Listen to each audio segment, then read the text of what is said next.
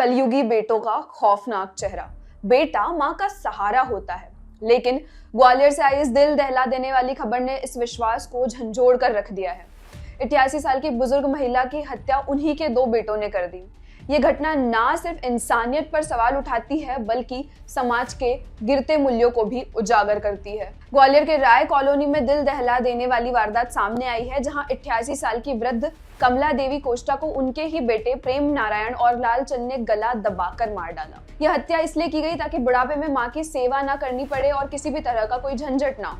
वृद्धा की हत्या दोनों बेटों ने मिलकर 9 दिसंबर को ही कर डाली थी। इसके बाद सामान्य मौत बताकर अंतिम संस्कार की तैयारी करने लगे, लेकिन जब पड़ोसियों ने अंतिम संस्कार की तैयारी के दौरान वृद्धा के गले पर निशान देखा तो पड़ोस में रहने वाली एक महिला ने तुरंत पुलिस को खबर कर दी। पुलिस ने मौके पर पहुंचकर मामले की जांच शुरू करी। जब पुलिस ने पूछताछ की तो यह लोग बोले कि मां बीमार थी और उस वजह से मर गई। पुलिस ने दबाव डाला और शव पोस्टमार्टम के लिए भेजा। ग्वालियर थाना प्रभारी आसिफ मिर्जा बेग के अनुसार बेटों ने पहले शराब पी और फिर योजना बनाकर अपनी मां की हत्या कर दी। पोस्टमार्टम रिपोर्ट में भी इस बात की पुष्टि की गई कि वृद्धा की गर्दन की हड्डी टूटी हुई थी और गला घोटकर उनकी हत्या की गई। यह कोई पहली बार नहीं था जब बेटों ने अपनी मां के प्रति ऐसी निर्दयता दिखाई थी। इससे पहले भी दोनों भाई अपनी मां को घर से बाहर निकाल चुके थे। मामला पुलिस तक पहुंचा और वरिष्ठ नागरिक भरण पोषण अधिनियम के तहत कार्रवाई हुई।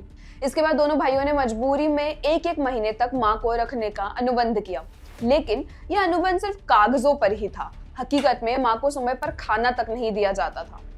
आखिरकार दोनों ने मिलकर उस महिला को हमेशा के लिए खत्म कर दिया जिसने उन्हें जन्म दिया था।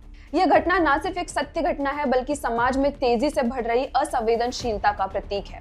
सवाल यह है कि क्या हम अपने बुजुर्गों को लेकर इतने बेपरवाह हो गए हैं कि उनकी जिंदगी का अंत करने में भी हमें संकोच नहीं होता।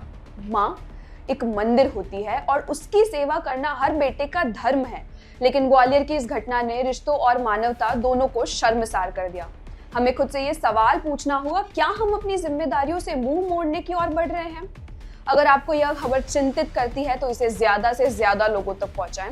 ऐसी घटनाओं से सबक लेना जरूरी है ताकि भविष्य में कोई और वृद्ध मां अपनी ही संतानों के हाथों इस तरह की दर्दनाक मौत का शिकार ना हो।